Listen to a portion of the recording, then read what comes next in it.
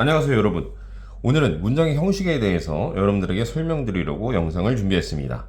자, 문장의 형식을 배울 때 1형식에서 5형식이라는 어떤 기본 틀 안에서 우리가 영어를 생각하게 돼야 되는데 이걸 왜 배워야 되나? 이렇게 물어보는 친구들이 굉장히 많습니다. 자, 문장의 형식은 왜 배워야 되는지를 충분히 이해하고 접근하면 여러분들이 이걸 왜 열심히 해야 되는지 이해할 겁니다. 그래야 되기 때문에 요걸 먼저 설명을 한번 드릴게요. 시간이 많지 않지만, 자, 한국어 같은 경우에는 조사로 의미를 결정하는 언어다 이겁니다. 조사로 의미를 결정한다는 거는 예를 들면 이런 겁니다. 내가 너를 좋아해. 그리고 어순을 바꿔요. 너를 내가 좋아해. 또 바꿔요. 좋아해 내가 너를. 이렇게 어순을 바꿔서 이야기해도 가를 이런 것들이 조사의 의미잖아요. 이런 것들이 의미를 결정하기 때문에 어순을 바꿔도 충분히 의미가 전달이 되고 동일한 뜻이 됩니다. 그런데 영어 같은 경우는 조사로 의미를 결정하는 게 아니라 형식 중심의 언어입니다. 형식 중심. 즉, 어순 중심의 언어다. 이렇게 생각하면 되겠습니다. 어순이 달라지면 의미가 달라지기 때문에 어순에 맞춰서 이야기하고 어순에 맞춰서 듣고 어순에 맞춰서 라이팅 하는 게 굉장히 중요하다는 겁니다.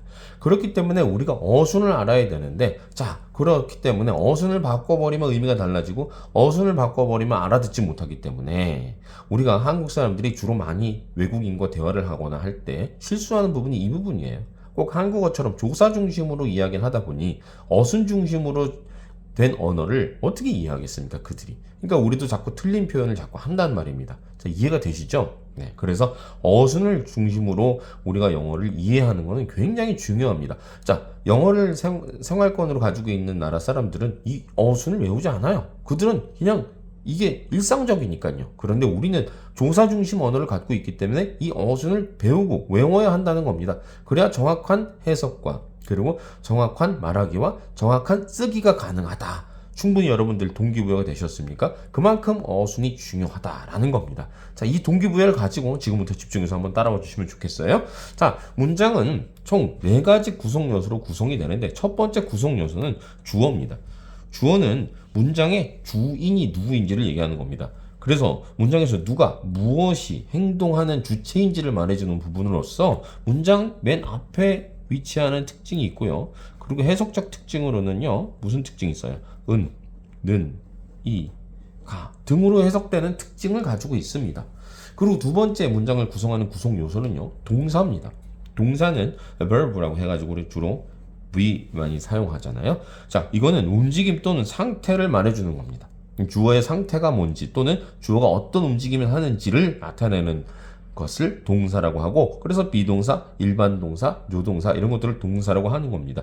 동사는 주로 주어 다음에 동사가 위치하는 특징이 있고요. 그리고 해석은 뭐뭐다로 해석한다는 특징이 있습니다. 그래서 여러분이 문장을 이야기할 때나 문장을 해석할 때 주어와 동사만 잘 파악해도 벌써 50%는 이해를 하거나 말할 수 있는 준비가 되어 있는 거다. 이렇게 생각하시면 됩니다. 우리 친구들이 해석을 할 때 보면 주어와 동사를 막 뭉개요. 그냥 의미적으로만 전달하려고 해요. 그게 딱 무슨 특징입니까? 조사 중심의 언어의 특징입니다. 즉 한국어에서 아직 벗어나지 못했다는 겁니다.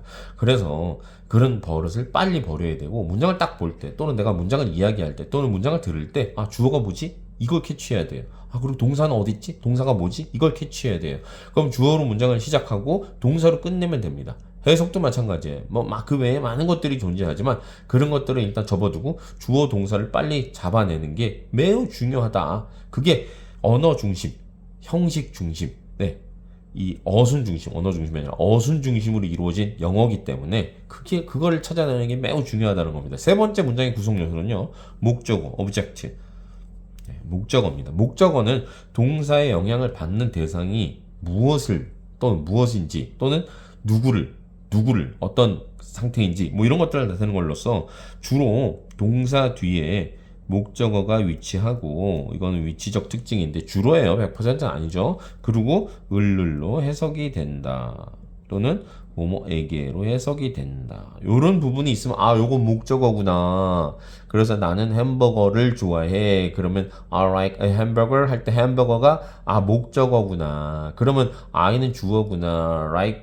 like는 동사구나. 그럼 주어로 시작해서 동사로 끝내야겠구나. 이게 벌써 나온단 말입니다. 그러면 나는 뭐를? 햄버거를. 그리고 좋아한다로 끝내면 되는 겁니다. 이게 단순해 보이지만 이 구조만 알아도 내가 굉장히 언어를 표현할 때도 쉽고 들을 때도 쉽고 해석할 때도 쉽단 말입니다. 이해되셨어요? 굉장히 중요하니까 놓치지 말고 따라오세요. 마지막으로 네 번째는 보어입니다. 보어는 컴플리먼트라고 해서 우리가 보통 C라고 표현해요.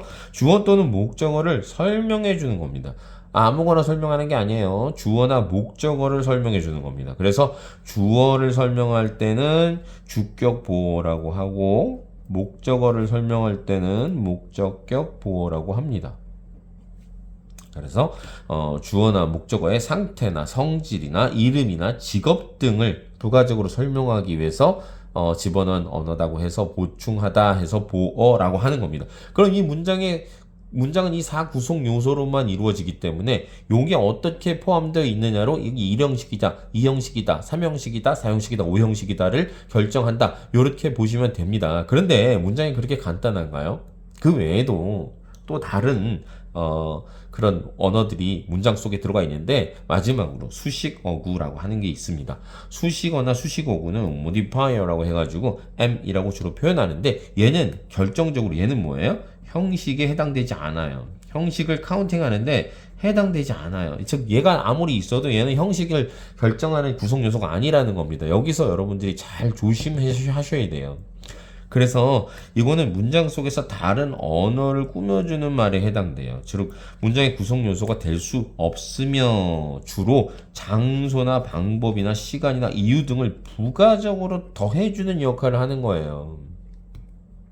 나는 어제 지훈이를 만났다. 그러면은 I met 지훈 yesterday예요. 그러면 나는 지훈을 만났다라는 문장으로 이미 문제가 없는데도 불구하고 yesterday라는 어제라는 시간을 문장 끝에다가 집어넣어요. 그럼 이 시간에 해당되는 이 부분을 뭐라고 한다? modifier, 수식어나 수식어구가 여기에 들어간다는 겁니다. 그래서 그러면 이거는 형식을 계산할 때 카운팅 하지 말으란 얘기입니다. yesterday는 빼란 얘기입니다. 네, 이해되셨죠? 자, 그러면 빠르게 한번 진행해 봅시다. 문장의 형식은 1형식에서 5형식까지 구성이 되는데 1형식은 주어와 동사로 구성되어 있는 문장을 1형식이라고 합니다. 예를 들면 birds fly in the sky. 자, 새들은 자, 주어예요. 난다 동사예요. 자, 선생님이 뭐라고 그랬어요? 주어로 시작하고 동사로 해석을 끝내라고 그랬잖아요. 자, 그러면 새들은 난다 in the sky 하늘에서 이렇게 해석하면 안 돼요. 그죠? 그렇게 해석하면 안 돼요. 그렇게 해석하면 혼나죠. 그죠? 네, 그래서 어떻게 해야 돼요? birds fly in the sky 할 때는 새들은 in the sky 하늘에서 난다 이렇게 해석하는 게 정상입니다. 근데 여기서 문제는 in the sky는 어디입니까? 장소예요. 장소는 뭡니까? modifier예요. modifier는 어디 위치합니까? 문장의 끝에 위치한단 말입니다. 네. 그래서 요게 in the sky가 장소구나. 문장 끝에 왔네. 이거는 새들은 하늘에서 난다 할 때 하늘에서는 장소로서 이거는 문장의 부가적 설명을 위해서 들어간 거네. 아, 이건 모디파이어네. 이렇게 생각을 딱 잡아내시고 그럼 이거 몇 형식이지? 1형식이네. 주어 동사밖에 없네. 이렇게 결정을 하셔야 되는 겁니다. 그런데 한국어로는요. in the sky multiply. birds in the sky fly. 뭐 이렇게 해도 다 돼요. 의미적으로는. 근데 영어는 그렇게 하면 안 된단 말입니다. 이 어순에 지켜서 어순에 맞춰서 문장을 이야기하거나 독해를 하셔야 된다는 겁니다. 자, 이해되셨죠? 이 형식 봅시다. 이 형식은 주어 동사 주격 보어로 구성되어 있습니다. 주격 보어는요 주어를 보충 설명하는 보어라고 해서 subject complement 해가지고 우리가 SC 즉 주격 보어라고 설명을 합니다. 즉 이 형식에 나오는 보어는 주어를 꾸며주기 위한 보어고 그거는 주격 보어구나 이렇게 이해하시면 되겠습니다. 그러면 주격 보어는 무슨 역할을 하느냐? 주어가 어떤 상태인지를 보충해주고 설명해주기 위해서 존재하는 걸 주격 보어라고 합니다. He is happy. 여기서 보세요. 그는 행복해. 그는 행복하다. 자, 여기서 그라는 주어예요. 그리고 뭐뭐 하다라는 동사가 여기 있잖아요. 그죠? SV란 말입니다. 그럼 happy는 누가 행복합니까? 주어가 행복하잖아요. 그래서 주어의 상태를 꾸며주기 위해서 들어간 이 happy가 보어라는 겁니다. 주격 보어. 그래서 주어를 꾸며준다고 해서. 근데 여기서 단 조심해야 되는 거는 보어 자리에는요. 명사와 형용사만 위치할 수 있어요. 그 이외에도 준동사 개념의 명사 상당 어구, 즉 명사에 해당되는 어구도 물론 가능합니다. 단 여기서 사용하면 안 되는 건 부사예요. 부사는 절대 보호 자리에 사용될 수 없습니다. 왜냐하면 부사가 modifier, 수식 어구 역할을 하기 때문에 그렇습니다. 그래서 수식 어구는 절대 형식에 해당되지 않는다. 제가 그렇게 말씀을 드렸죠. 자, 한 번 더 볼까요? She became a teacher. 그녀는 선생님이 되었다. 자, 선생님이 지금 누굽니까? 그녀잖아요. 그래서 이것도 주격 보호고 요거는 이 형식이다. 이렇게 보시면 되겠습니다. 자, 삼형식 한번 넘어가 볼게요. 삼형식은 주어 동사 목적어. 자, subject, verb, object로 구성되어 있는데 목적어는 을를, 삼형식에 사용되는 목적어는 을를밖에 없어요. 여기 위에 보시면 뭐에게도 있었잖아요. 목적어가. 그거는 사형식에 사용되는 거고요. 삼형식에 사용되는 목적어는 을로 해석되는 것들입니다. 한번 봅시다. I like apples. 자, 나는 주어잖아요. 좋아한다. 사과들을. 이게 바로 목적어입니다. 자, 이거를 그냥 이렇게 나는 좋아한다 사과들을 이렇게 하지 마시고 나 어떻게 하라고 그랬어요? 나는 사과를 그리고 동사로 끝내라 그랬죠? 좋아한다. 요런 틀. 이건 되게 단순하지만 아무리 복잡해도 뭐 대치 목적절로 구성돼 있거나 뭐 관계대명사 형용사절로 구성돼 있거나 마찬가지예요. 어쨌든 주어 동사를 찾고 주어로 시작하고 동사로 문장을 끝내는 습관을 여러분들이 들여놓으시면 이 독해도 굉장히 잘 되고 표현할 때도 정확한 표현이 되고 들을 때도 굉장히 큰 도움이 됩니다. 그냥 넘어가지 마세요. 매우 중요합니다. 문장은 주어로 시작하고 동사로 끝낸다. 해석을. 자, 그럼 만든다. 자, 그리고 사형식 한번 봅시다. 사형식은 조금 복잡해 보이지만 그렇게 복잡하진 않아요. 자, 주어, 동사, 그리고 IODO가 있는데 IO는 indirective object라고 해가지고 간접 목적어, indirect가 간접이라는 뜻이잖아요. 그리고 direct object라고 해서 직접 목적어, 이렇게 구성이 된 특이한 구조입니다. 특이한 구조. 이렇게 많이 사용되는 구조는 아니에요. 자, 여기서 간접 목적어와 직접 목적어에 대해서 설명을 좀 드리자면 간접 목적어가 바로 여기 뭐뭐에게로 해서 해당되는 목적어 부분이에요.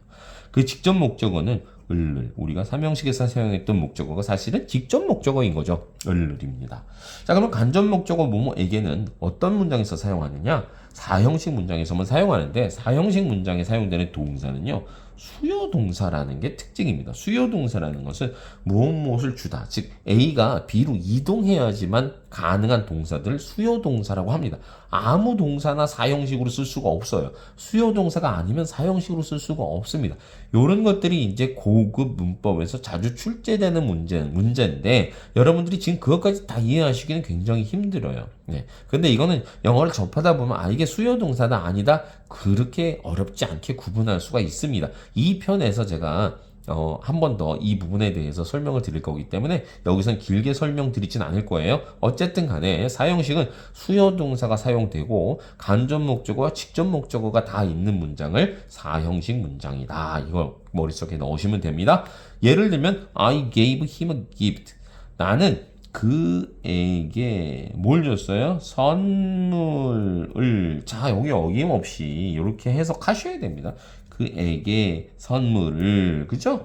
물론 주어 동사는 있어요. 나는 주었다. 자, 그러면 1번으로 시작하고 2번으로 끝내야 돼요. 항상 그렇게 하라고 그랬잖아요. 자, 봅시다. 나는 그에게 선물을 주었다. 이렇게 해석하면 됩니다. 3번 1, 이게 2번, 이게 3번, 마지막으로 동사 4번 이렇게 끝내면 됩니다. 나는 그에게 선물을 주었다. 요게 사형식 문장 구조입니다. 마지막으로요, 5형식 한번 가봅시다. 친구들이 5형식과 사형식을 많이 헷갈리는데 5형식과 사형식을 구분할 때는 사형식은 뭐뭐에게 무엇을 주었다 이런 구조의 해석이 되어야만 합니다. 근데 5형식 같은 경우는요, 주어, 동사, 목적어, 목적격 보호로 구성이 되어 있어요. 아까 주격 보호는 주어의 상태나 성질이나 이름이나 직업 등을 보충하는 걸 주격 보호라고 했잖아요. 목적격 보호도 마찬가지예요. 목적어의 상태나 성질이나 이름이나 직업 등을 설명해 주기 위해서 목적어의 한정해서 설명해 주는 거를 목적격 보호다. 이렇게 이해하시면 헷갈릴 필요는 없습니다. 자, 한번 볼까요? 목적격 보호가 어떤 역할을 하는지 한번 봅시다. 자, 그들은 주어죠? 만들었다. 동사죠? 나를. 목적어죠? 행복하게. 자, 그러면 여기서 한번 봅시다. 그들이 행복해요? 내가 행복해요? 문장에서 한번 봅시다. 내가 행복하잖아요. 그러면 얘는 나를 이라는 목적어의 상태나 성질이나 이름이나 직업 등을 꾸며주기 위해서 들어가 있는 애기 때문에 얘는 목적격 보호가 되는 겁니다. 주격 보호가 될 수가 없어요. 행복한 건 누구예요? 나기 때문입니다. 즉 목적어를 꾸며주기 위해서 들어가 있기 때문에 이런 것들을 목적격 보호다. 아, 그러면 이런 형식으로 구성되는 걸 몇 형식이라고 한다? 5형식이라고 한다. 이게 머릿속에 딱 들어가 있으면 됩니다. 자, 한 번 더 볼까요? 그들은 불렀다. 그를 탐이라고. 그죠? 자, 봅시다. 탐이 누구예요? 탐이 그들이에요? 탐은 그예요. 그죠? 그러면 목적어를 꾸며주고 있기 때문에 요 부분을 목적격 보호라고 하는 겁니다. 쉽죠? 네. 여러분들 이런 말 할 수 있잖아요. 그들은 나를 행복하게 만들었어. 그쵸? 충분히 이런 말 해야 돼요. 영어로도 표시할 수 있어야 돼요. 그때는 어떻게 한다? 5형식 문장 구조를 떠올리고 They made me happy. 이렇게 그들은 나를 만들었는데 어떻게? 내가 어떻게? happy. 그러니까 내가 행복한 거야. 그래서 목적격 보호를 그렇게 집어넣으면 5형식 문장이 되고 이런 표현이 되는 겁니다. 그리고 이렇게 해석의 순서를 여러분들이 잘 알고 계시면 아주 쉽게 영어를 해석하거나 표현하거나 들을 수가 있습니다. 자, 여기 보시면 제가 이렇게 적어놨는데 여러분 외우지는 않으실 거죠? 이런 것들이 수요 동사의 대표적인 예입니다. 주다, send, 보내다, 말하다, 보여주다, 가르쳐주다, 빌려주다, 이런 거죠. loan, 빌리다, 또 offer, 제공하다, bring, 가져오다, 사다, 사주다, 만들어주다, 써주다. 이런 것들은 전부 A가 B로 이동할 수가 있는 것들이에요. 이런 것들을 수요동사라고 합니다. 이 외에도 굉장히 많은 수요동사가 있지만 또 안 되는 수요동사도 있습니다. like, 쉽게 하자면 like예요. 나는 좋아한다. 너에게 무엇을 말이 안 되거든요. 그래서 이런 동사들은 사형식으로 쓰면 안 된다. 사형식이 아무 동사나 다 쓸 수 있다? 그건 아니라는 겁니다. 자, 오늘은요. 자, 1형식부터 5형식까지 어떤 구조로 이루어져 있고 모디파이어는 문장 속에서 어떤 역할을 하고 그리고 4가지 구성 요소는 어떤 것들이고 이걸로 1형식부터 5형식까지를 결정한다라는 걸 여러분들에게 설명을 드렸고 왜 우리가 형식 공부를 해야 된다? 영어는 언어의 순서로 의미가 결정되기 때문에 이 어순에 맞춰서 듣고 쓰고 말할 수 있어야 된다라는 거를 여러분들이 충분히 좀 동기가 부여되었으면 좋겠습니다. 자, 그러면 오늘 1편은 여기서 마치고 2편으로 다시 찾아뵙도록 하겠습니다. 2편에서는 주의해야 할 형식에서 주의해야 할 부분들을 시험 나오는 출제 빈도 위주로 여러분에게 자세히 한 번 더 설명하는 시간으로 찾아오도록 하겠습니다. 오늘의 마스터쌤의 잉글리시 바이트는 여기까지입니다. 감사합니다. 다음 편에 뵐게요.